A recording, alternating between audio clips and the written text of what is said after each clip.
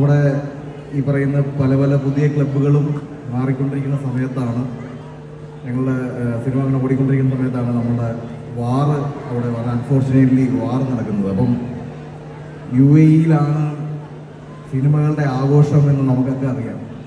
അപ്പം ഞങ്ങൾക്കൊക്കെ ഇവിടെ എത്തണമെന്ന് ഭയങ്കരമായ ആഗ്രഹവും കൊതിയും, എനിക്കാണെങ്കിലും ലാലേട്ടനാണെങ്കിലും ശോഭന മാമിനാണെങ്കിലും, അയ്യോ UAE-യിൽ പോയില്ലല്ലോ എന്ന് പറയുന്ന അപ്പം നമ്മുടെ പ്രൊമോഷൻ സ്ട്രാറ്റജിയൊക്കെ നിങ്ങൾക്കറിയാലോ, വളരെ കൊച്ചു പടമാണെന്ന് പറയുക എന്ന് ഞങ്ങൾ എല്ലാ ദിവസവും രാത്രി കിടന്ന് നമ്മൾ പഠിച്ചിട്ടാണ്, കുഞ്ഞുപടം എന്ന് പറയാൻ വേണ്ടി പഠിച്ചിട്ടാണ് വരുന്നത്.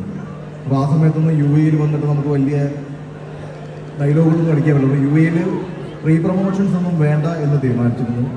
പക്ഷേ പടം കയറി കൊളുത്തി കഴിഞ്ഞപ്പോൾ UAE-യിൽ വരാൻ പറ്റാത്ത ഒരു സാഹചര്യമായപ്പോൾ എന്നെ മാനേജ് ചെയ്യുന്ന കമ്പനികളടക്കം, റോബൽ ഡ്രൈവ് ആൻഡ് എക്സിബിഷൻസ് എന്ന കമ്പനികളടക്കം നിരന്തരം വിളിച്ചിട്ടും ഒന്നും എനിക്കിവിടെ എത്താൻ പറ്റുന്നില്ല.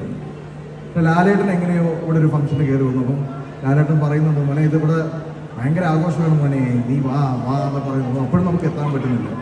അപ്പോഴും എനിക്കായാലും ജെയ്ക്സ് ബിജോയ്ക്കായാലും പ്രകാശ് വർമ്മയ്ക്കായാലും വിനു കപൂറായാലും ഒക്കെ UAE-യിലെ